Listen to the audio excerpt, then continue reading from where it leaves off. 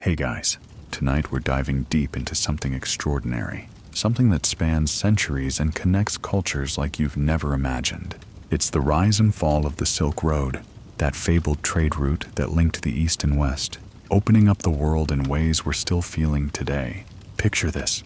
You're walking through the bustling streets of a desert caravanserai, the air heavy with the smell of spices, incense, and leather.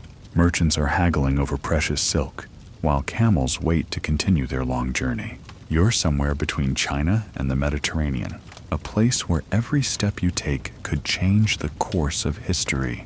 The Silk Road wasn't just about silk, it was about the exchange of cultures, ideas, and even diseases. But we'll get into that later. Oh, and by the way, if you were actually walking along it, you'd probably never survive the dust storms, robber bands, or possibly even the Black Death that would later come along the route. So, a fair warning. So, before you get comfortable, take a moment to like the video and subscribe, but only if you genuinely enjoy what I do here, and feel free to post your location and local time in the comments below. I'm curious to know where you're listening from tonight. Now, dim the lights, maybe turn on a fan for that soft background hum, and let's ease into tonight's journey together. The Silk Road didn't start as a simple line connecting two places.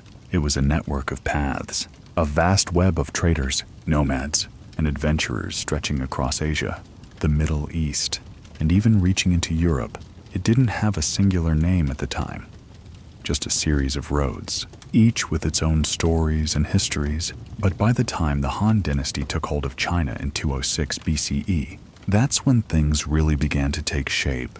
China's Silk Road was about more than just commerce. It was a cultural crossroads, a place where ideas, religions, and technologies were exchanged, often through the simplest of means, trade. It was during the Han Dynasty that China's interest in the West first began to take root. The Chinese emperor, eager to find new sources of trade and wealth, sent out diplomats, emissaries, and merchants. What they found were not just markets for luxury goods, but whole cultures that were ready to exchange knowledge and goods. The Han didn't realize it at first, but they were building the foundation for a trade network that would span centuries and change the world forever. But this wasn't a simple process. It didn't start with large-scale, organized trade routes, as you might think. Rather, it was a patchwork of smaller, localized networks, sometimes traveling through harsh deserts and towering mountain ranges, with every city and oasis along the way serving as a stopover point for weary traders. The idea of a connected world was still centuries away. This was about crossing boundaries, one caravan at a time. Historians still argue whether the Silk Road truly began with the Han Dynasty's efforts, or if it was earlier, in the centuries of trade between the Persians, Indians, and Central Asians. What we know for sure is that the Silk Road grew, over time, into an interconnected world that saw the flow of goods like never before. And while it may have begun with the exchange of silk, it was the spice, precious metals, and even ideas like Buddhism that truly began to define the road. By the time the Romans became involved, the trade routes were already buzzing. Romans loved silk and had a near obsession with the exotic fabric. But silk, of course, didn't just come from anywhere. It came from the East, and it was the Chinese who had perfected its production. Little did the Romans know, they were part of an ancient exchange that would lead to centuries of cultural diffusion. Silk would become one of the most coveted commodities in Rome, influencing fashion, wealth, and even political power. And so, the Silk Road began its rise. It wasn't just a road for goods, it was a passageway for culture. Imagine the first trade caravans crossing vast stretches of land, carrying not only material treasures, but also stories, religions, and even diseases. It was a pathway that, over time, would bring worlds together and create a profound sense of interconnectedness that would be felt for centuries to come. As the Silk Road began to take shape, China, the most powerful empire in the East, became the central hub of this intricate trade network. The Han Dynasty 206 BCE, 220 CE, didn't just expand its borders for conquest. It opened up an entire world of trade and diplomatic connections, drawing the attention of cultures far beyond its reach. You find yourself in the bustling streets of Chang'an, the ancient capital of the Han Dynasty, a city so vibrant with life that you can almost hear the echo of merchants' voices calling out their wares from every corner. Spices from India, luxury fabrics from Persia, silver from the Roman Empire, it's all here, exchanged in a swirl of color, sound, and movement. The Han Emperor, Wu Di, was the one who first saw the potential of connecting China with the world beyond its borders. His ambitions extended far past military conquest. He sought trade routes that would bring wealth and culture to China. This was when the seeds of the Silk Road were sown. Wu Di sent his emissary, Zhang Qian, on a mission to Central Asia in the late 2nd century BCE, where Zhang found the nomadic tribes and established connections with kingdoms that were already trading across Asia. This mission helped open China's borders to new ideas and products. Zhang Qian's journey was critical in forming the first diplomatic and trade alliances that would eventually give rise to a flourishing trade network stretching from the Yellow River to the Mediterranean. Historians still argue whether the Silk Road was more about economic trade or cultural exchange. Some say it was the silk trade that fueled the entire enterprise, while others argue that the flow of ideas, particularly religions like Buddhism, was the true driver behind the Silk Road's success. Regardless, the Han Dynasty recognized that the Silk Road was far more than a way to acquire wealth. It was about cultural dominance. The Han's efforts to establish the Silk Road weren't just about gaining access to luxury goods. They were about maintaining their political and cultural supremacy over their neighbors and ensuring that they remained the most powerful empire in the region. As the Han Empire's influence expanded, so too did the Silk Road. By the time the Roman Empire began to take an interest, the eastern trade routes were already well established, though not yet fully understood in the West. The Romans, in particular, were keen on acquiring silk, a highly coveted fabric from the East. Silk, with its rarity and sheen, became a symbol of luxury and wealth in the Roman Empire. However, this desire for silk led the Romans into indirect trade, where they would have to rely on Persians or Central Asian tribes to obtain the coveted fabric.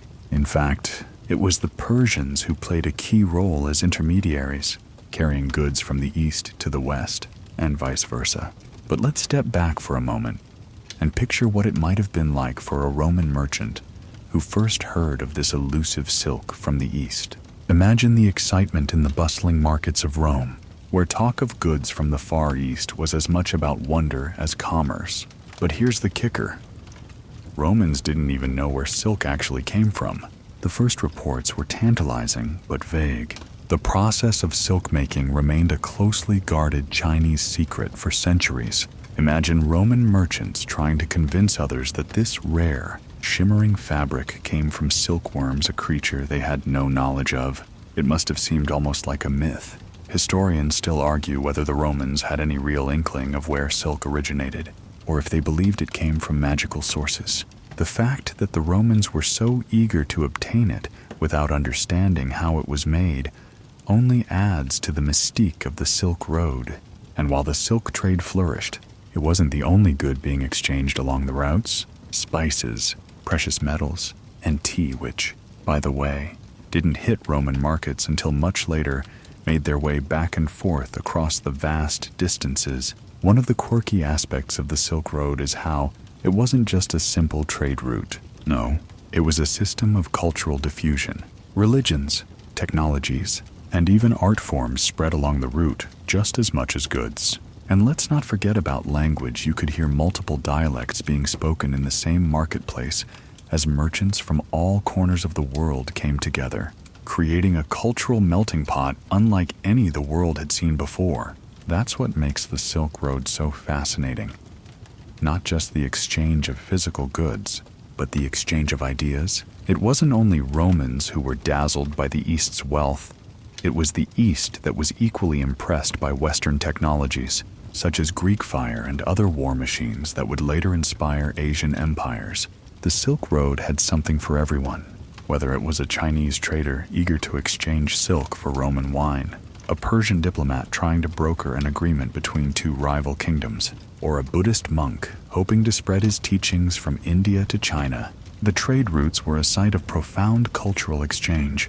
The true legacy of the Silk Road isn't just the physical goods exchanged, it's the ideas that traveled across vast distances, ideas that would shape the world in ways that would take centuries to fully realize. Now, let's wander a bit deeper into the heart of the Silk Road, where the land is vast, the skies wide, and the Central Asian nomads hold the key to some of the most pivotal moments in history. Imagine traveling through the steppes of Central Asia, the wind sweeping over the endless horizon. Here, the nomads, whose lives are bound to the rhythms of the seasons and the herding of animals, played a crucial role in facilitating trade between the East and the West. These rugged, fiercely independent tribes, who were often seen as little more than wandering warriors, were in fact the lifeblood of the Silk Road. These nomadic people, particularly the Scythians, Sogdians, and later the Turkic tribes, were the middlemen. They connected the sedentary civilizations of China, India, Persia, and Rome. They didn't just trade goods. They helped transport everything that passed along the road: silk, spices, precious stones, and luxuries, but also cultural ideas. While most of the land was tough and inhospitable, the nomads were natural traders. They knew how to move goods efficiently across the challenging terrains of the mountains, deserts, and grasslands, places where many other travelers might hesitate to venture. The role of these nomadic traders is often overshadowed in the popular imagination by the more glamorous cities like Rome, Chang'an, or Samarkand. But in reality, the nomads were the unsung heroes who made it all happen. They were often the ones who dealt with the day-to-day realities of navigating the treacherous desert sands or snow-capped mountains, protecting the caravans from bandits, and acting as the ultimate go-betweens between different cultures. They were the connective tissue that tied the East to the West, often negotiating tolls, safe passage, and trade agreements. Historians still argue whether these nomadic tribes were primarily traders or warriors, or perhaps a combination of both. Some scholars believe that they were more focused on raiding than trade. After all, their empires rose and fell on conquest. Yet, it's clear that their trade networks were vital. In fact, many nomadic tribes were able to build wealth through their control over trade routes. The Sogdians, for example, were one of the most influential trading groups along the Silk Road, acting as brokers between China and the Persians. They built trade networks that spanned from Central Asia to China and even to the Roman Empire. The nomads didn't just carry goods across the Silk Road, but also brought with them cultural exchanges that were vital to the flourishing of the road. Through them, religions such as Buddhism, Zoroastrianism, and Nestorian Christianity made their way across vast expanses of land. Buddhism in particular had a major impact originally from India. It spread to China, and then throughout East Asia, all thanks to the Silk Road. Buddhist monks, traders, and missionaries traveled alongside the caravans, bringing scriptures, religious symbols, and philosophical ideas to regions that had never encountered them. But, as you might expect, things weren't always as smooth as the trade routes themselves.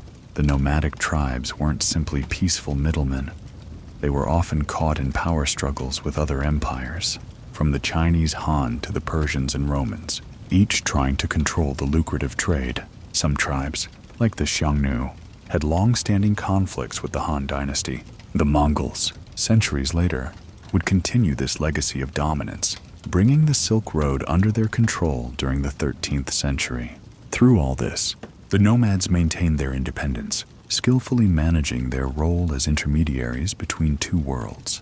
Without them, the flow of goods and ideas across the vast distances of the Silk Road might have been impossible. The nomadic spirit of the Silk Road, independent, adaptable, and resilient, was the glue that held the system together, allowing for the exchange of not just material wealth, but also the cross-pollination of ideas that fundamentally altered civilizations. While much of the Silk Road's wealth flowed through the hands of empire builders and urban elites, the real heroes in many ways were the traders, warriors, and wanderers of the steppe. It was their networks, their ingenuity, and their flexibility that made the Silk Road what it was, a continuous journey of cultural transformation, economic exchange, and, yes, even the occasional invasion. And despite the growing political shifts, the nomadic empires continued to play a role in shaping the course of history. Their influence was profound, leaving behind legacies of technological advances, artistic traditions, and innovative trade practices that shaped everything from the silk production techniques in China to the paper-making process that would later make its way into the hands of Europeans. Historians still debate whether the nomads should be seen primarily as peaceful intermediaries or conquerors. Did they establish their networks and control through force or diplomacy? Were they really just traders at heart? Or was the Silk Road a tool for establishing power over vast stretches of land? The truth is, it was likely a bit of both. Nomadic tribes held an essential part of the Silk Road's economic and cultural framework, but they were also the ones who ultimately brought vast changes to the regions they passed through, integrating cultures, religions, and technologies. Now that we've ventured into the nomadic heart of the Silk Road, where the winds blow freely across the steppes and deserts, let's shift our attention to another major player in this grand network, the Persians. For centuries, Persia, modern-day Iran, was the keystone that connected the East and West, serving as a vital link between the two largest empires of the ancient world, the Roman Empire and China. Persia was uniquely positioned to control much of the trade that passed along the Silk Road, allowing it to become a powerful and wealthy empire in its own right. Picture yourself in Ctesiphon, the capital of the Sassanid Empire. Around the 3rd century CE, the city, located along the Tigris River, is bustling with activity. Persian traders, merchants, and diplomats are conducting business with people from all corners of the known world. There's a distinct Arabian, Indian, and even Roman influence in the marketplace silk from China, spices from India, Roman glassware, and Greek sculptures. This was the nexus of the Silk Road, and the Persians were its gatekeepers. The Sassanid Empire, 224 to 651 CE, dominated much of the trade routes through Central Asia and Mesopotamia, acting as a middleman between China and the Roman Byzantine world. Persia controlled the Persian Gulf, giving it direct access to sea trade routes, while simultaneously protecting the land routes through Central Asia. The empire made huge profits, not only from the luxury goods being exchanged, but also from its strategic role in connecting different civilizations. Persian caravans and merchants played a crucial role in ensuring that goods made their way safely from China through the Iranian plateau into the Mediterranean and beyond. But the Persian influence wasn't just economic. They were also instrumental in the flow of knowledge, as Persia acted as a bridge between the civilizations of India and Rome. It helped spread not only products but also ideas, philosophies, and technologies. The Persian royal courts were famous for fostering an environment where scientific knowledge, astronomy, mathematics, and medicine thrived. Persian scholars absorbed the knowledge of the Greeks, Indians, and Chinese and helped transmit it across the Silk Road, making Persia a critical player in the intellectual exchange that occurred along the route. One of the quirkiest aspects of the Persian role in the Silk Road was their obsession with silk. The Sassanids became avid consumers of Chinese silk, which was highly prized not only for its beauty and rarity, but also for its perceived luxury. The Persians were particularly fond of wearing silk robes as a symbol of wealth and prestige. But while Persia was a key consumer of silk, they were also significant producers of it, setting up silk-making workshops and sericulture industries along their southern borders. Persian silk eventually made its way to Rome and other regions, making the Persian silk trade a key intermediary point. Historically, there's still some debate over the degree of control the Sassanid Empire had over the Silk Road. Some historians argue that Persia acted more like a buffer state, mediating between larger powers like Rome and China, while others suggest that the Sassanids exerted more direct control over trade, influencing the political and economic landscape of the entire Middle East. But what's clear is that Persia's role was absolutely essential to the success and longevity of the Silk Road. Without the Sassanid Empire maintaining stability and security in the region, the Silk Road would likely have never reached the heights of prosperity that it did.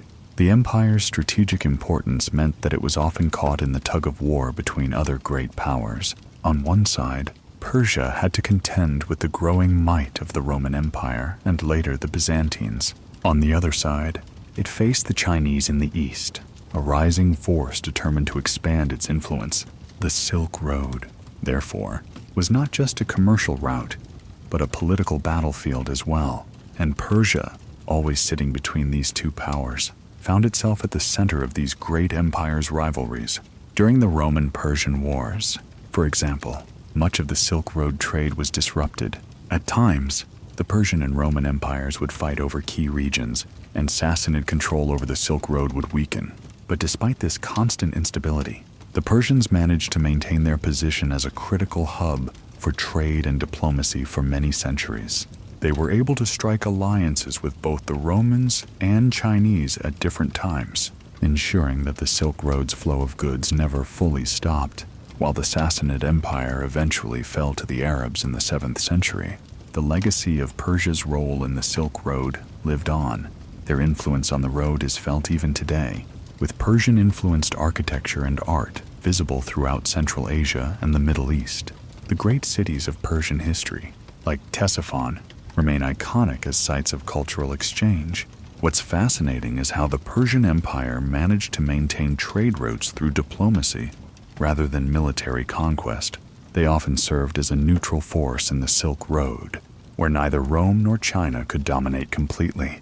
This balance of power was essential in allowing trade to flow relatively unhindered, and while there were conflicts along the way, the Persians were able to keep things running smoothly. As you reflect on this, it's almost like Persia was the great mediator, sitting between two giants, allowing goods, ideas, and cultures to pass freely. The Persians were more than just a land of conquerors and emperors. They were the ultimate cultural translators, carrying the riches and knowledge of the East to the West and vice versa. As we continue our journey along the Silk Road, we now turn our attention to the western end of the trade route, where the Empire of Rome first came into contact with this far-reaching network. Picture yourself standing in the heart of Rome, the Roman Forum buzzing with activity, the sound of merchants hawking their goods, soldiers marching by, and senators discussing the future of the empire fills the air.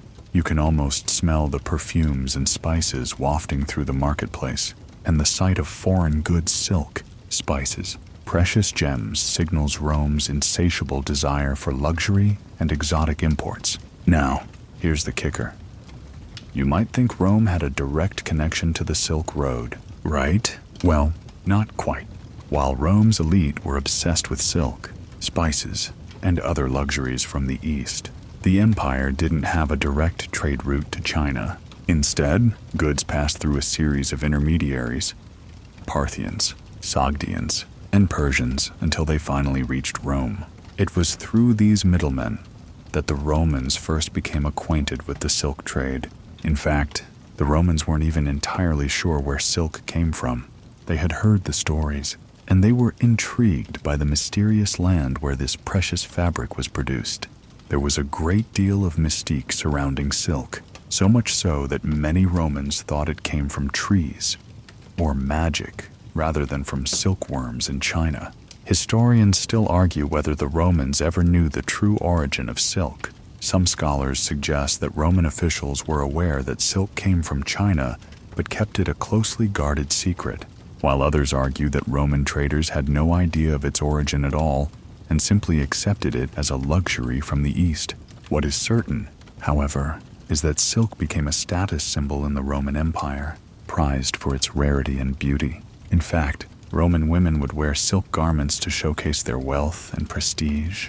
But silk wasn't the only commodity that came from the East. The Romans were also enamored with spices like pepper and cinnamon, which were highly prized in Roman cooking.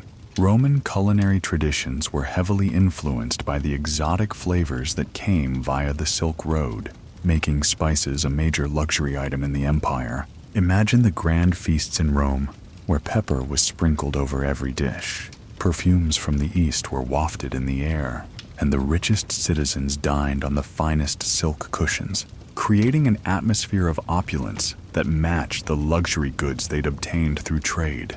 The trade of luxury goods like silk and spices wasn't just about satisfying the elite's craving for exotic luxuries, it was also about solidifying the Roman Empire's position as a global power. Through their demand for these goods, Romans inadvertently established a cultural and economic link to civilizations as distant as China.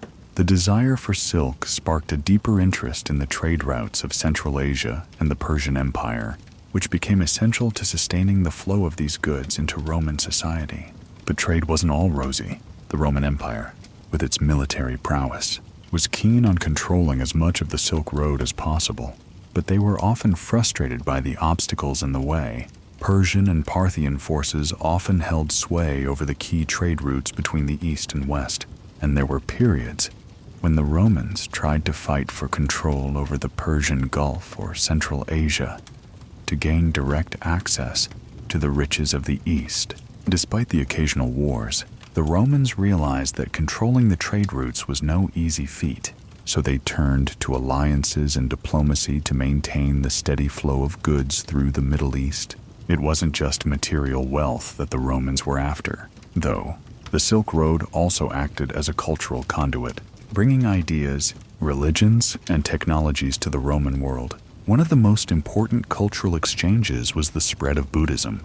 As Buddhism traveled from India to China, it was carried along the Silk Road, where it eventually made its way into the Roman sphere. While Christianity would eventually dominate the Roman Empire, early Christian thinkers were deeply influenced by the religious and philosophical ideas that came from the East via the Silk Road. The influence of Eastern philosophies wasn't just limited to religion. The Romans were also keenly interested in the technologies that came from the East. For instance, the Romans eventually learned the art of papermaking from China, an invention that would revolutionize communication and record-keeping across Europe. They also learned about gunpowder, which would later have profound implications for military warfare. These technological innovations would become crucial to Roman military dominance in the centuries to come. But it wasn't all just trade and culture. There were also dangers lurking along the route. The Silk Road, as much as it was a route for goods, was also a path for conflict. Roman trade missions would sometimes clash with Persian forces, while nomadic tribes along the way would raid caravans. It wasn't uncommon for traders to lose their goods, or for cities along the route to be sacked in the process. Still, despite these challenges, the Roman Empire maintained its demand for luxuries from the East, keeping the Silk Road active for centuries. The Silk Road, though not always an easy path, proved to be one of the most important trade networks in the history of the world. It allowed Rome to access wealth and ideas from distant lands, while at the same time serving as a conduit for the exchange of culture, religion, and technology. And as the Romans sat back in their palatial homes, draped in silk and sipping exotic spices, they had no idea that the trade routes they depended on for luxury goods were also creating the foundation for a global system of interconnectedness that would continue for centuries. As we leave the streets of Rome behind, and with Persia and the nomads still fresh in your mind, let's take a moment to focus on something truly transformative that happened along the Silk Road, the spread of Buddhism. You're walking now along a desert route, the sun blaring down as you approach an oasis where a group of Buddhist monks has set up camp. They're traveling along the Silk Road, bringing their teachings from India through Central Asia, all the way to China. The caravan is filled with goods, but in the back of your mind, you know that the monks are carrying something far more valuable than silk or spices, their religion. Buddhism, born in India around the 5th century BCE, started as a spiritual quest by a man named Siddhartha Gautama, who became known as the Buddha. But what really sets this religion apart in the context of the Silk Road is how it was transmitted along the trade routes, not just as a faith, but as a cultural and philosophical system that could adapt to the vast and diverse world it entered. The spread of Buddhism along the Silk Road is a fascinating story of cultural diffusion. The Sogdians, a group of people who were major traders and residents of Central Asia, played a significant role in carrying the teachings of Buddhism across the Silk Road. By the 1st century CE, Buddhism began to take root in Central Asia, where it found favorable conditions among the diverse and cosmopolitan populations. These Sogdian traders weren't just moving goods. They were helping Buddhism spread eastward, bringing with them Buddhist texts, artwork, and most importantly, monks and teachers. Historians still argue about the pace and nature of Buddhism's spread. Was it primarily through trade, or was it carried through missionaries and pilgrims traveling the road? Some say that Silk Road traders carried the faith as much as they carried silk, while others point to more structured missionary efforts, with monks traveling from one land to another to plant the seeds of Buddhism in distant lands. Either way, the Silk Road acted as an avenue through which Buddhism spread far beyond India, reaching China, Korea, and Japan, eventually becoming one of the world's largest religions. Now imagine traveling along that same route centuries later, when the monasteries you pass are full of Buddhist scholars and priests. In fact, during the Tang Dynasty 618-907 CE, the Silk Road was buzzing with Buddhist activity, as Chinese emperors actively encouraged the spread of Buddhism into China. Chinese pilgrims, like the famous Xuanzang, even traveled to India in search of sacred texts, bringing back a wealth of Buddhist knowledge that would shape Chinese Buddhism for centuries. But it wasn't just the religious side of things. As Buddhism traveled along the Silk Road, it influenced not only the spiritual, but also the artistic and cultural landscapes of every place it touched. Buddhist art spread across Central Asia, influencing the artistic traditions of China, Persia, and even the Mediterranean. The Buddha's image, once confined to India, became a symbol seen across the region, in sculptures, temples, and even in the designs of caravans. Interestingly, Buddhism's journey wasn't always smooth. In fact, while it found an audience in China, it met resistance in some regions, particularly from Confucian and Taoist philosophers who were skeptical of a foreign religion. Despite the resistance, Buddhism's philosophical appeal with its teachings of compassion, suffering, and the pursuit of enlightenment made it increasingly popular in many parts of East Asia. Some even argue that Buddhism's ideas played a significant role in shaping the philosophies of the region, including Confucianism and Taoism, creating a synergy that helped transform the cultural landscape of China. Historians still debate the role of Buddhism in shaping the Silk Road's cultural exchange. Was it simply a religion carried by traders? Or was it a powerful force that changed the very nature of the routes it traversed? What's clear, however, is that Buddhism was one of the most significant cultural exports from the East. Its influence on art, philosophy, and society cannot be overstated, and it remains one of the most enduring legacies of the Silk Road. But, as much as Buddhism thrived, let's not forget the other religions that traveled along these routes. Zoroastrianism, Nestorian Christianity, and even Manichaeism also made their way across the Silk Road, each leaving their mark on the lands they passed through.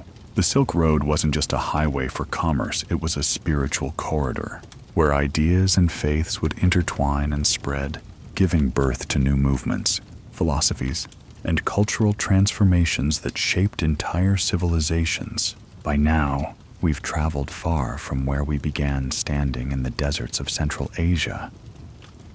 But we've seen how deeply intertwined the Silk Road was with the cultural and religious currents of the ancient world. In fact, the road didn't just carry silk and spices, but was a pathway of ideas that spanned thousands of miles, connecting the hearts and minds of different cultures. As you think about those Buddhist monks traveling along the route, their feet leaving footprints in the desert sands, remember that the Silk Road wasn't just a trade route. It was an avenue for the exchange of souls, spirits, and ideas that would shape the course of history for centuries to come. As we continue our journey down the Silk Road, Let's shift gears a bit and explore one of the most curious aspects of this entire exchange network: the technological innovations that spread along the road. You're walking into a bustling marketplace again, but this time, it's not just silk or spices you're after. No, this time you're looking at something far more transformative: the exchange of technologies that would shape the course of history, from papermaking to gunpowder to printing. The Silk Road wasn't just a highway for goods, it was also a conduit for invention. Now imagine standing in Chang'an, where Chinese inventors are already tinkering with the first forms of papermaking, a process they've perfected over centuries. Paper, in this context, isn't just a luxury for artists or scholars. It's a tool that will eventually revolutionize the way the world records and shares information. The Chinese were among the first to figure out how to turn plant fibers into a material that could be written on something that would later have a massive impact on education, governance, and even the spread of religious texts. What's fascinating is how this ancient technology, so crucial to civilization's development, eventually made its way to the West along the Silk Road. Historians still argue how early the technology of paper spread across the world. Some claim it was the Arabs who brought papermaking techniques from China to the Middle East, while others believe that the transmission was more gradual, with knowledge of the process diffusing slowly through the nomadic traders and the Silk Road's melting pot of cultures. Regardless of how it happened, paper soon became integral to the Islamic Golden Age, where scholars used it to preserve and expand knowledge in a way that had never been done before. By the time paper reached Europe, it had already become so central to intellectual life that the idea of written language would never be the same. But let's pause and think about how this simple invention reshaped the world. Without paper, we likely wouldn't have had the printing press that would later usher in the Renaissance and the Age of Enlightenment. The spread of paper was one of the key innovations that fueled not just trade, but also knowledge exchange across civilizations. And it all started with a Chinese invention that made its way through the network of traders, scholars, and merchants along the Silk Road. Another game changer that traveled the route was gunpowder. You're wandering again, but this time imagine the Chinese craftsmen working diligently to perfect the art of gunpowder production. Originally used in fireworks and rituals, gunpowder would go on to change the face of warfare forever. It wasn't long before the Mongols got hold of it, making it an integral part of their military strategy. As the Mongols expanded their empire, they carried with them the secrets of gunpowder, which would later reach the Middle East and eventually Europe, triggering a shift in military technology that would mark the beginning of the gunpowder revolution.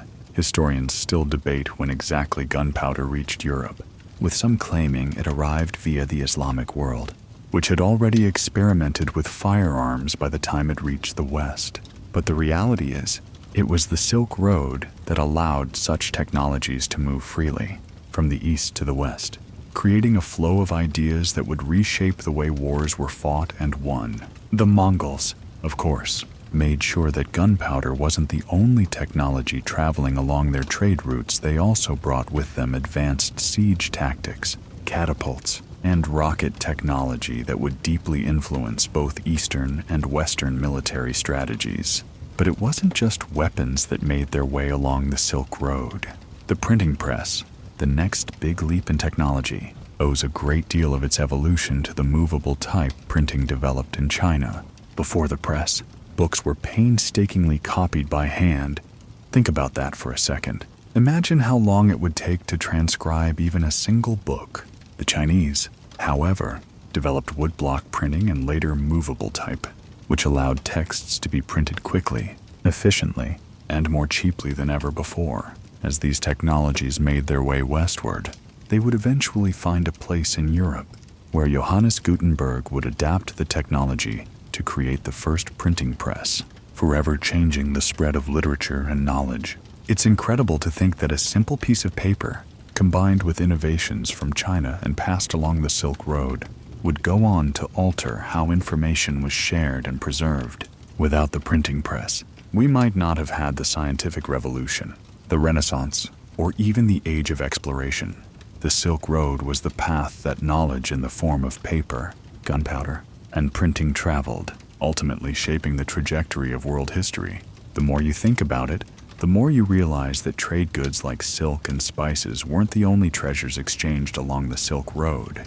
The Silk Road acted as a vessel for knowledge, allowing ideas to flow freely between civilizations. In fact, the technological transfer that occurred along the Silk Road laid the groundwork for the modern world in ways we're still feeling today. As travelers, merchants, and scholars passed through deserts, mountains, and cities, they didn't just move material wealth. They moved the seeds of innovation and progress. With the spread of knowledge and the flow of goods along the Silk Road, the impact on global civilizations was nothing short of revolutionary. But like every great exchange, the Silk Road wasn't without its challenges. As we follow the paths further into the 13th century, the vast network of routes stretching across deserts, mountains, and grasslands became a battlefield, not just for control of trade, but for dominance over the very routes that enabled such rich cultural and economic exchanges. This is where the Mongols come into the story, and their impact on the Silk Road cannot be understated. Picture this: a fierce Mongol warrior, draped in fur-lined armor, riding on horseback across the vast steppes. This was Genghis Khan, a name that echoes through history as one of the most formidable conquerors. The Mongol Empire stretched from China to Eastern Europe, and as it expanded, so did its influence on the Silk Road. For centuries, these trade routes had been controlled by various empires, such as the Persians and Romans. But in the early 13th century, the Mongol Empire rose to power, and it would radically reshape the Silk Road. The Mongols, led by Genghis Khan, created one of the largest empires the world has ever seen, uniting vast portions of Asia and Europe under one rule. What's particularly interesting, though, is the role the Mongols played in reviving the Silk Road, which had seen a decline due to the instability of earlier centuries. By conquering much of Central Asia, the Mongols secured the key trade routes and created an environment that, for a time, was more peaceful and safe for merchants and travelers. This period, known as the Pax Mongolica, the Mongol peace allowed trade to flourish in ways it hadn't before. Imagine now being a merchant traveling along the Silk Road during this time, no longer fearing the bandits or rival factions that had plagued earlier routes. You're able to travel from China to Europe with relative ease, thanks to the Mongol Empire's guarantee of safe passage. Genghis Khan's reign brought unprecedented stability to the trade routes, ensuring that goods like silk, spices, and precious metals flowed freely and quickly. The Mongols even went so far as to encourage the establishment of trade cities, which served as hubs for merchants, diplomats, and missionaries alike. Historians still argue about whether the Mongol Empire helped or hurt the long-term sustainability of the Silk Road. On the one hand, the Mongol unification of the Silk Road led to a period of unparalleled trade and cultural exchange. The Mongols even facilitated the spread of technology and ideas between the East and West. For example, gunpowder and paper reached Europe through the Mongol-empowered Silk Road. On the other hand, the Mongol invasions and their military campaigns brought destruction to cities and regions along the Silk Road. The siege of cities like Baghdad and Samarkand during Mongol campaigns slowed the flow of trade in certain areas and left deep scars in the region's history. But during the Pax Mongolica, the Silk Road thrived. The Mongols actively encouraged trade by improving the infrastructure, building caravanserais, roadside inns for merchants, improving roads, and creating a system of postal services that allowed for faster communication across the empire. This was revolutionary, considering how difficult it had been to travel across such vast and treacherous landscapes. The Mongols saw the Silk Road as more than a trade route.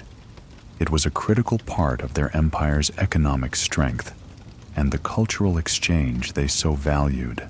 Perhaps the most famous figure to travel the Silk Road during this time was Marco Polo, the Venetian explorer. Marco Polo's journey to China in the late 13th century opened up the Western imagination to the riches and wonders of the East.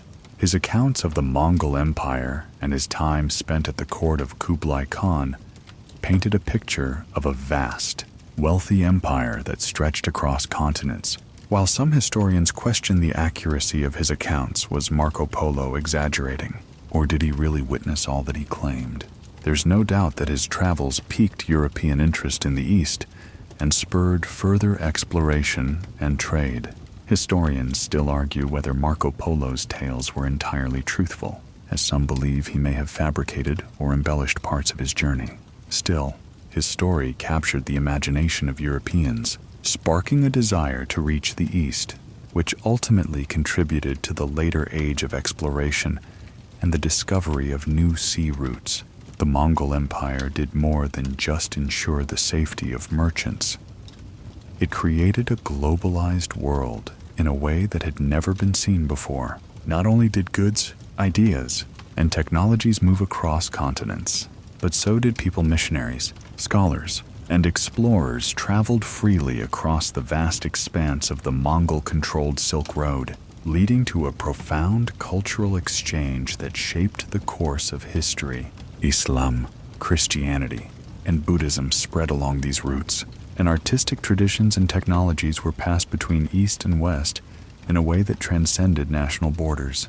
By the time the Mongol Empire began to fragment in the late 14th century, the Silk Road was never quite the same. The empire's division brought instability to the routes, and with the rise of sea trade in the following centuries, the importance of the overland routes began to fade. But during the time of Pax Mongolica, the Silk Road reached its zenith as an unmatched conduit for global exchange. As you journey through this period, imagine the vast caravan routes, the constant movement of people and goods, and the growing interconnectedness of cultures that would shape the modern world. The Mongols' role in the Silk Road's history reminds us that trade isn't just about material wealth. It's about the exchange of ideas, cultures, and technologies that can alter the course of civilizations.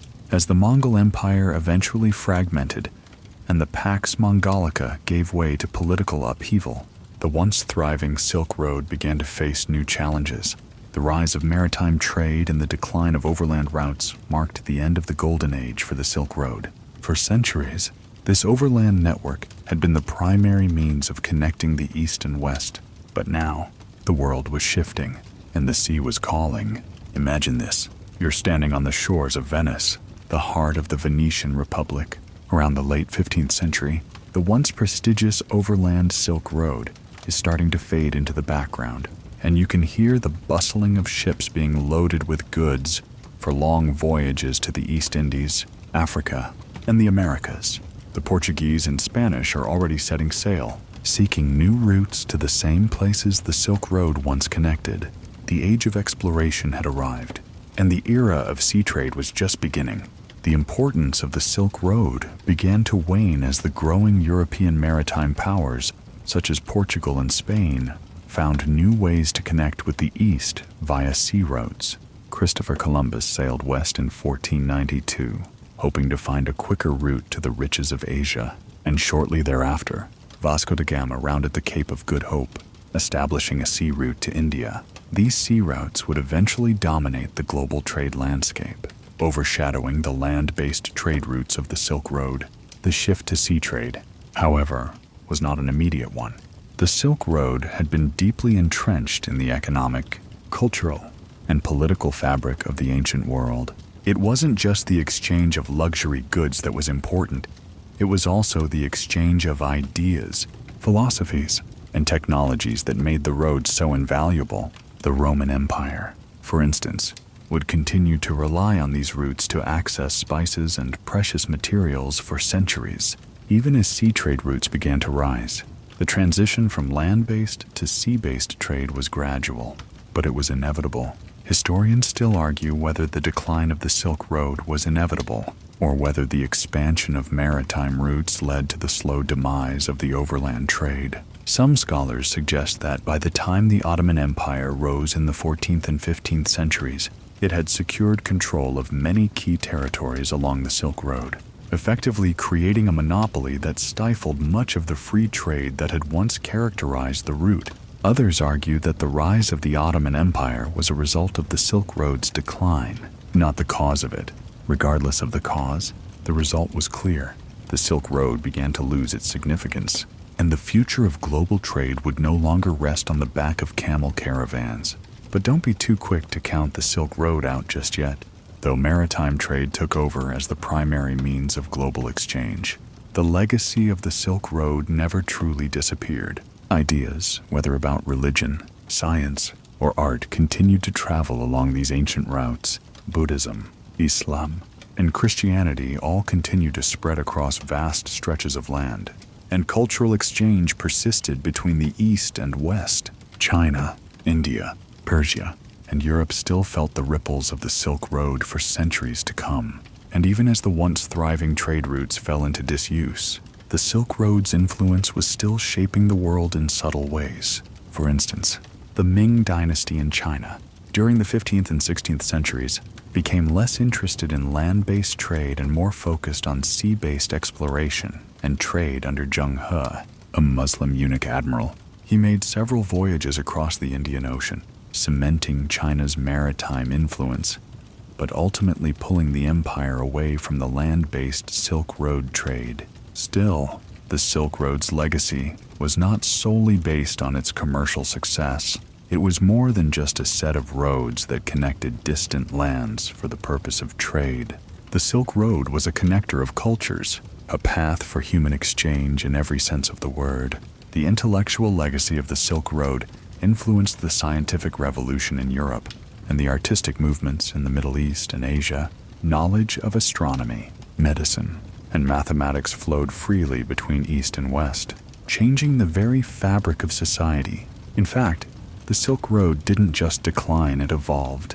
The Ottoman Empire took over many of the territories that had once been key to the route, but they also maintained their importance in the trade of spices and luxury goods from India and China to Europe. Venice and Genoa became centers of commerce, receiving goods through the Ottoman-controlled routes, and eventually creating their own networks of exchange with the East.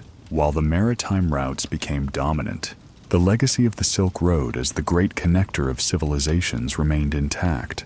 The Eastern and Western worlds were forever changed by the flow of goods, ideas, and cultures that came from these ancient paths, and that change set the stage for the more modern, globalized world we live in today. So as we reflect on the Silk Road's decline, we remember that it wasn't just the fall of a trade route. It was the closing chapter of a global transformation that reshaped how people across continents interacted, exchanged, and evolved together. It was a long road, but its influence is still deeply embedded in our world today. As we turn the page on the decline of the Silk Road and the rise of new trade routes, it's important to reflect on the long-lasting impact of this incredible network on the modern world. The legacy of the Silk Road is far-reaching, influencing everything from the way we trade today to how we understand the idea of cultural exchange. Though the physical caravan routes have long since faded into history, their role in connecting East and West is still felt in ways that might surprise you. From the invention of paper to the global spread of religions and ideas, the Silk Road wasn't just an ancient trade network. It was the foundation of the globalized world we live in now. Now, let's take a moment to imagine yourself standing in a modern international airport, one of the busiest hubs in the world, where people from every corner of the globe are meeting, exchanging goods and ideas. You've got people from China, India, Europe, and the Americas, all in one place, moving across continents faster than any caravan could ever dream. The world feels more connected than ever, but in some ways, it's still built on the same principles that were set in motion centuries ago by the Silk Road. Trade and cultural exchange are the hallmarks of globalization today, and when we trace these practices back, the Silk Road stands as the model for the kind of interconnected world we take for granted now. Goods, ideas, people, and technologies moved across the Silk Road much like they do today, albeit at a much slower pace and with far fewer luxuries.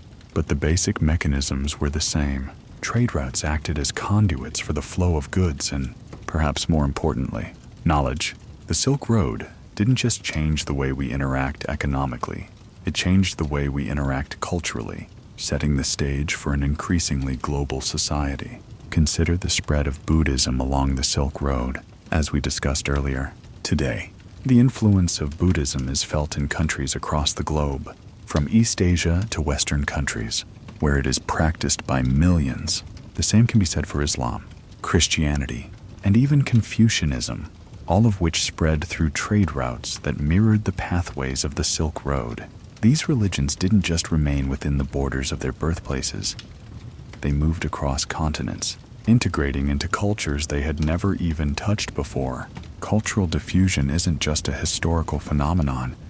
It's alive and well in the globalized world, where ideas travel just as swiftly as trade goods. It's fascinating to think about how the technologies exchanged along the Silk Road were passed from one civilization to another, forever altering the course of history. The art of papermaking, for example, was a Chinese invention that traveled along the Silk Road to the Islamic world, where it was refined and spread to Europe, revolutionizing everything from literacy to communication. The advent of gunpowder, printing, and even compass technology changed the course of history, much like the modern technological exchanges we see today. From computing to biotechnology, historians still debate how much of these technological transfers were the result of intentional diffusion versus accidental exchange. Was knowledge deliberately passed between cultures, or did it happen naturally as people from different civilizations came into contact? In many ways, this is a question we're still asking in the 21st century. As globalized technology spreads across borders faster than ever, today, the global exchange of information happens at the speed of light, yet we still find ourselves debating the ethical and political consequences of these exchanges, much like those ancient travelers did when they debated the sharing of religions, technologies, and philosophies. But let's not just focus on the material wealth or the spread of religions. The Silk Road was also a conduit for art, architecture, and literature, all of which traveled along with the goods and ideas being exchanged. You could walk from China through Persia and Rome and find shared motifs in artwork, architectural styles that had influences from Persia and Greece, and even literature that told stories of gods and kings. The artistic and intellectual legacy of the Silk Road is still present in modern culture today. Think about the art, literature, and philosophical movements that shaped the world we live in. Much of this came from the ancient, interconnected world of the Silk Road, where Eastern aesthetics influenced Western thought and vice versa. We may no longer need caravans of camels to bring goods from China to the Mediterranean, but the Silk Road's ultimate legacy isn't confined to those ancient paths. It's about the connections it created between people, cultures, and empires, and how those connections set the stage for the world we live in today. Even in the 21st century, we're still living with the legacy of those ancient trade routes. The very concept of global trade and even global politics can be traced back to the Silk Road. Whether it's the rise of global corporations, the movement of ideas and art, or the way global economics function today, they all owe something to the system of interconnectedness and exchange that began on those ancient paths. The Silk Road wasn't just about trade. It was about creating a shared world, one where goods and ideas could flow freely between cultures that had once been so distant from each other. As you drift off to sleep tonight, take a moment to think about how your own life is a part of this ongoing global exchange. Whether it's the technology you use, the ideas you encounter, or even the culture you experience, you're living in a world shaped by the very principles set in motion by the Silk Road. That ancient web of trade and connection is still alive and well, just a little faster and a bit more connected than it was back then. As we near the end of our journey along the Silk Road, let's take a step back and examine the profound historical impact of this ancient trade network on the way we see the world today. While the overland Silk Road gradually faded with the rise of sea trade and the fall of major empires, its influence is still felt in our daily lives. The legacy of the Silk Road doesn't just live in old stories or history books. It's embedded in the modern world in ways we might not always notice. From the goods we buy to the cultural exchanges we engage in, the Silk Road's spirit of connection, trade, and mutual influence is still alive. You might not realize it, but even now, Globalization mirrors many aspects of the Silk Road's old mission. Just like those ancient traders, we are constantly moving goods and ideas across borders, connecting different parts of the world in ways that were once unimaginable. The idea of exchanging not only luxury goods, but also technologies, religions, and cultural practices is something that still defines the way we interact with each other today. The Silk Road, in many ways, is still alive and well. It just goes by different names now, like international trade routes, air cargo, and even the internet. Think about it. The world's economies are interconnected in much the same way they were along those ancient routes. Global supply chains, where goods are made in one country and consumed in another, are the modern equivalents of caravans traveling across deserts and mountains. The internet, another form of exchange, functions as a digital Silk Road, enabling the instant exchange of information and culture, just as goods once moved from the east to the west. Now, consider the cultural impact of the Silk Road. The trade of ideas wasn't just about religion, though. That was one of the biggest cultural exports along the route. Philosophies, languages, and art forms traveled across the Silk Road, enriching the cultures they touched. Today, we live in an age where cultures blend and borrow from one another more freely than ever. From the art that mixes Eastern and Western influences to the cuisine that fuses spices from India, China, and the Middle East, the Silk Road has shaped the very way we think about the global exchange of culture. It's hard to imagine a world today without this cross-pollination of ideas, whether in technology, fashion, philosophy, or even the way we eat. Perhaps one of the most remarkable aspects of the Silk Road's enduring legacy is its ability to bring people together, even when they were separated by vast distances. While it was primarily a trade route, it also helped to build diplomatic relationships and establish alliances between empires that otherwise would have remained distant. The very act of trade exchanging silk, spices, and artworks was also an act of connecting people, building relationships, and forming bonds. Today, as we engage in global diplomacy or simply buy goods made in faraway lands, we are still engaging in this same act of connection. The Silk Road didn't just provide goods. It created a network of shared experiences, trust, and mutual dependence that formed the basis of modern international relations. We also cannot overlook the technological advancements that traveled along the Silk Road. The Chinese inventions like paper and gunpowder shaped entire civilizations, and their influence can still be felt today in printing and military technology. Even the compass, which allowed sailors to navigate vast oceans, finds its origins in ancient China. These technologies were carried across the Silk Road, changing the course of human history. Imagine how our own digital technologies, internet-based communication, and artificial intelligence are reshaping the way we interact globally. The same currents of technological exchange that flowed through the Silk Road are now coursing through the modern digital age, moving at the speed of light rather than at the pace of a caravan. The Silk Road wasn't just a trade route, it was the first step toward a truly connected world. And as we navigate this age of globalization, it's clear that the principles of the Silk Road still resonate today. Trade, culture, and ideas continue to flow across the globe, creating a world that is more interconnected than ever. But unlike the ancient route, we don't have to worry about the dust storms, bandits, or mountainous terrain. Instead, we have airports, container ships, and the internet.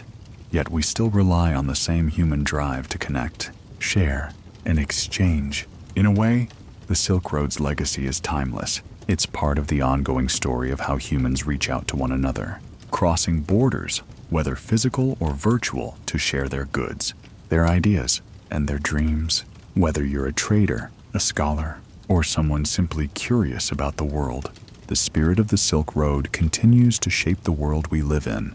The same ancient desire to connect and exchange remains alive and well today, evolving in new forms but grounded in the same ideals of communication, cultural exchange, and mutual prosperity that made the Silk Road such a force in history. So, as you drift off to sleep tonight, think about how the world has changed and how, in so many ways, it hasn't changed at all. The Silk Road may be long gone, but its influence still courses through the veins of our modern world, connecting us in ways that are both old and new. And perhaps, as you close your eyes, you can imagine those ancient merchants still traveling, still trading, still sharing the stories and wonders of the world, even as they make their way through our digital age. As we approach the final stages of our journey down the Silk Road, it's important to reflect on something crucial: how the world remembers the Silk Road today. In a way, the Silk Road has become a mythic place in modern imagination, often romanticized in stories, films, and literature as the ultimate path of adventure, mystery, and exchange. Yet, while the road itself no longer exists as a unified system of caravans and camels, its spirit lives on in the global connections that continue to shape our societies. Imagine standing in a modern museum, perhaps in Samarkand, one of the ancient cities that was a key stop on the Silk Road. You see intricate silk fabrics from China, Persian ceramics, and Roman glassware all on display.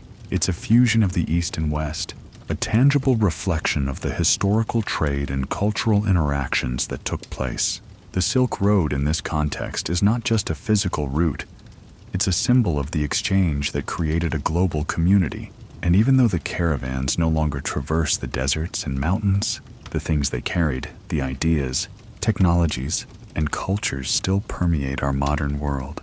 The romanticization of the Silk Road began in the 19th century, as Western explorers and scholars looked back to the age of trade routes as a time of unimaginable wealth and exotic adventures. The Silk Road, once a real and dynamic set of trade routes, began to take on a larger-than-life significance in the minds of travelers, poets, and historians.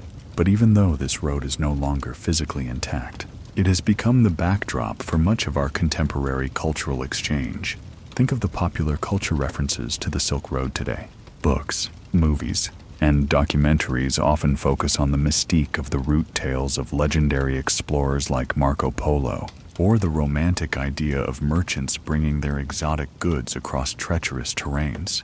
In truth, the lives of those who traversed the Silk Road were much more complicated and harsh than we often think. It wasn't just a highway for beautiful silk or fine spices. It was also a place of violence, disease, and constant struggle. But perhaps it's this complexity, this mix of beauty and danger, that continues to capture our imaginations today. However, there's also a deeper truth to the Silk Road's enduring cultural significance. The world is still feeling the effects of what transpired along that ancient route. Modern trade agreements, cultural diplomacy, and even tourism are all shaped by the same basic principles of exchange that define the Silk Road.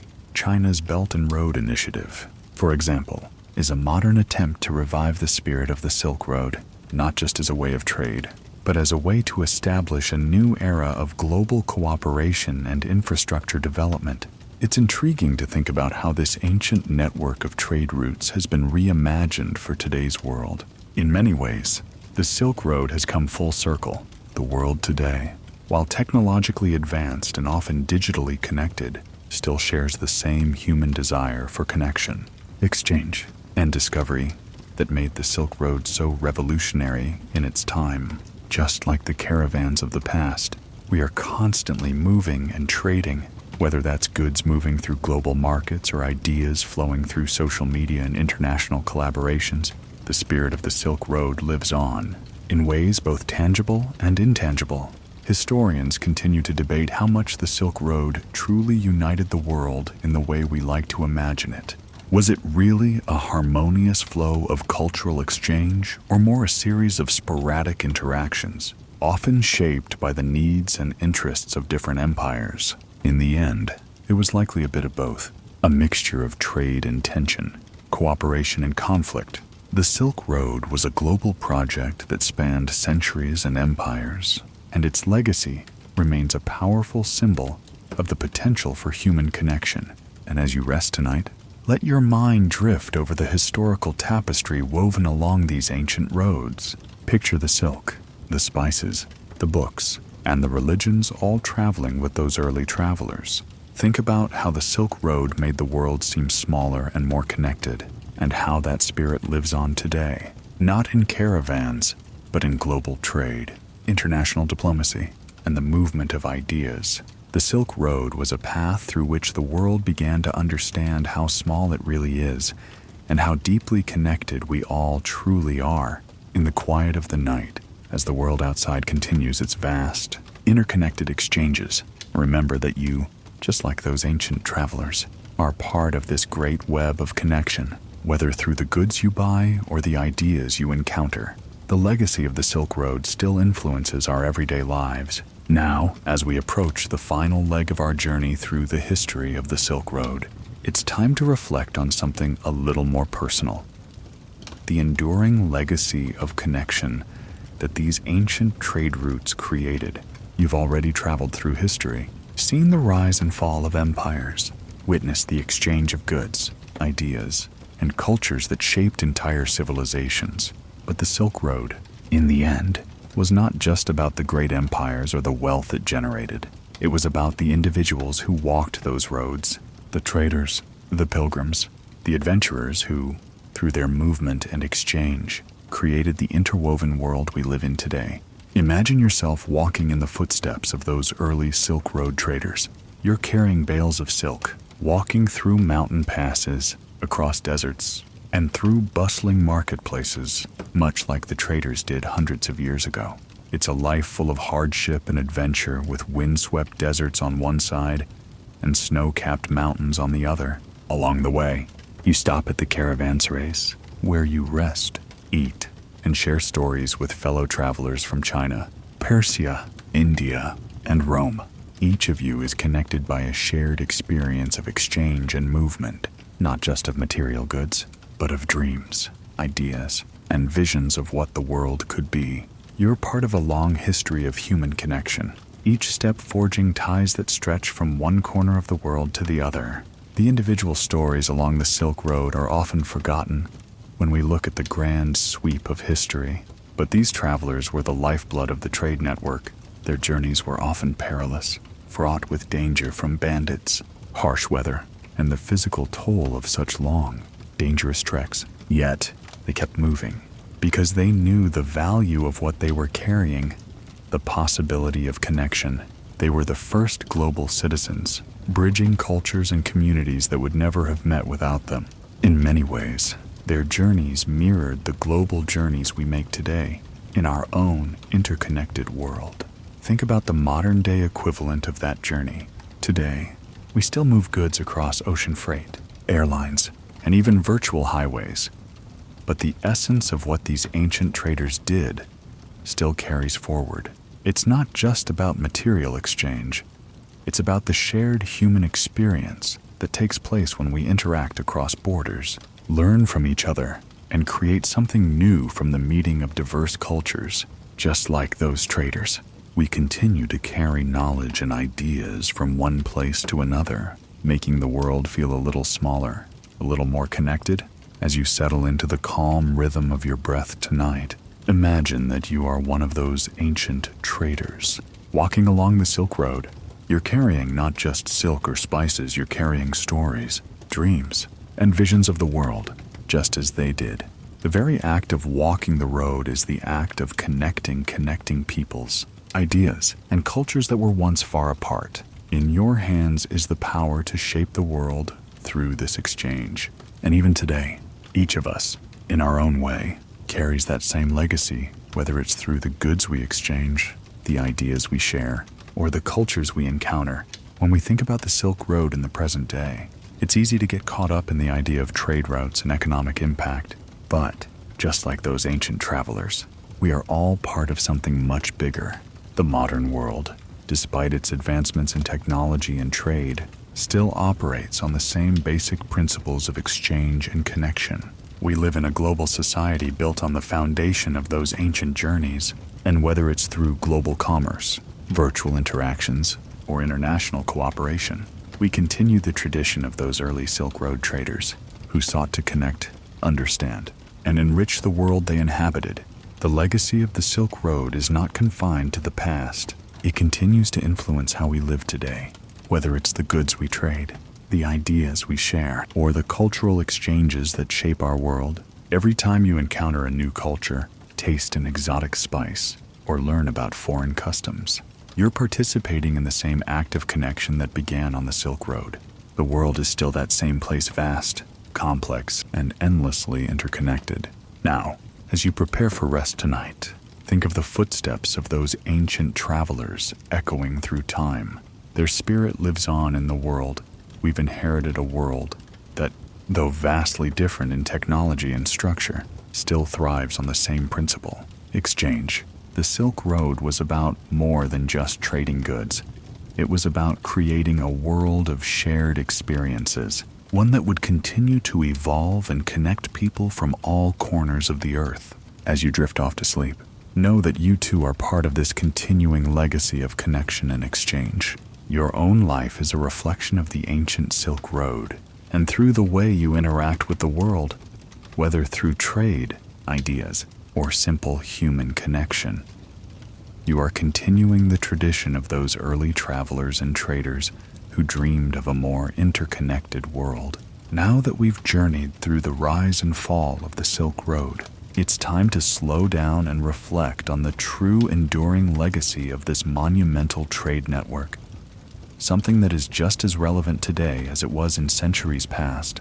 The world may no longer rely on caravans and camel trains to transport silk and spices, but in many ways, we continue to follow in the footsteps of those ancient traders who braved the harsh deserts and towering mountains. From the global supply chains we depend on today, to the cultural exchanges that shape our lives, the spirit of the Silk Road is very much alive, just in a new form. Imagine, for a moment, that you are walking through a modern city, filled with skyscrapers, markets, and digital networks. The world today, with its connected economies, global businesses, and instant communication, is a reflection of the ancient networks that were built along the Silk Road, just as traders once carried goods across continents. Today we carry ideas, services, and technologies across the globe at the speed of light. The world has shrunk in many ways, but at its core, the same human desire to connect and exchange still drives our global society. We live in a world of instant communication, where a message can travel from New York to Tokyo in the blink of an eye. While we no longer rely on caravans, we still rely on global networks, whether through air travel, sea routes, or the internet. The Silk Road, in its many forms, showed the world the value of connection. And today, we see that spirit live on in the way we interact with people across borders, whether through business, technology, or social media. The digital age has revolutionized how we exchange goods and ideas. Trade still happens, but now we deal not just in physical goods, but in intangible products, from data to intellectual property. The Silk Road's legacy of exchange is evident in the way global trade functions today. Countries no longer have to rely on a single trade route across vast deserts. They can now connect virtually anywhere in the world. But just like the ancient routes, these connections aren't always smooth, and not all exchanges are without conflict. But the spirit of interconnectedness still persists. In the realm of ideas and culture, the Silk Road's influence is equally strong. The global exchange of philosophy, art, and religion that occurred centuries ago continues today, but in new forms, whether it's the spread of global pop culture, social movements, or scientific breakthroughs.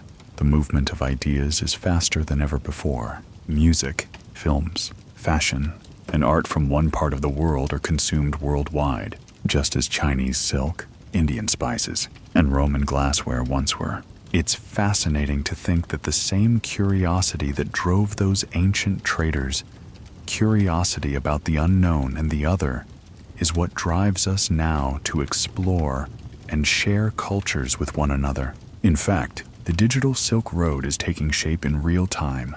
With the rise of global e-commerce platforms, the internet, and social media, we now have the ability to buy and sell, exchange ideas, and interact with people all over the world, just like the traders of old. But unlike those caravans that traveled overland for months, we can send information, goods, and even ideas with a click of a button, traveling faster than any camel or horse could ever manage. This is the legacy of the Silk Road in the modern world, a vast network of interconnectedness, where the flow of goods and ideas continues in new and exciting ways. In fact, we're often living in a world where the boundaries between East and West are less important than the connections between cultures, regions, and nations. The Silk Road was once the lifeblood of ancient civilizations, connecting empires, trade cities, and cultures. Today, we have global institutions and international trade agreements that continue that same mission, but on an even larger scale, just like the ancient route. The world today thrives on the exchange of knowledge and commerce that crosses all boundaries. Yet, the world today is not without its challenges. The same forces that shaped the Silk Road empire building, cultural exchange, and conflict are still in play. Global trade, while flourishing, is not without its barriers, whether political, economic, or cultural. Trade wars, sanctions, and disputes over resources continue to challenge our connected world. But just as the ancient world eventually adapted to the changing political landscape of the Silk Road, so too will our modern world adapt to the challenges of globalization. And just like the traders of old, we must learn to navigate these challenges and continue the work of building connections and understanding across cultures and nations. The Silk Road's legacy serves as a reminder that the world is not as large as it seems, that through trade, diplomacy, and human connection, we can create a more interconnected and global world. As you settle down for the night, let the journey of the Silk Road echo in your thoughts. Imagine the ancient traders braving the elements, crossing vast landscapes, exchanging not just goods but experiences. Now, think about how you, in your own way, are part of this ongoing journey.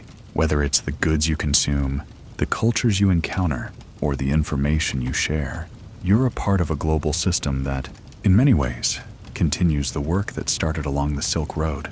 As we come to the end of our journey along the Silk Road, it's time to reflect on the final, quiet moments of this grand trade network. The roads have long since faded from the physical landscape, but their legacy endures in the connections and ideas that still travel the world today. The spirit of the Silk Road, that vast web of trade, exchange, and connection lives on in ways that we might not always recognize, but are always present. Imagine for a moment the quietness of an evening in the desert, the sand settling beneath the stars. The air is still, and the only sound is the faint rustle of camels resting in the distance. The caravans have long since packed up their goods, but the road still open continues to carry the traces of all the goods, ideas, and stories that once passed over it. These roads are no longer traveled by traders seeking silk or spices. Yet, the trade continues in new forms. Even if the landscape is quieter, the legacy of the Silk Road is in how we continue to exchange and connect, much like those traders did long ago.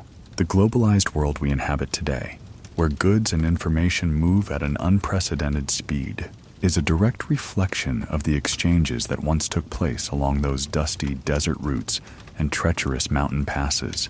Even though the Silk Road was a literal path, its concept transcends geography and history. It was, and continues to be, about much more than trade. It is about human connection, curiosity, and the enduring desire to understand what lies beyond the horizon. So, as you lay down tonight, think of those ancient travelers, whether merchants, pilgrims, or adventurers who moved across continents with a spirit of curiosity, carrying not just goods, but the very soul of humanity's need to explore and connect. Each person on that path added a small piece to the puzzle of a global world. And in your own life, you are still part of that ancient journey. The same questions that motivated traders to venture out from their homes still echo in our modern world. How can we understand each other? How can we connect across cultures?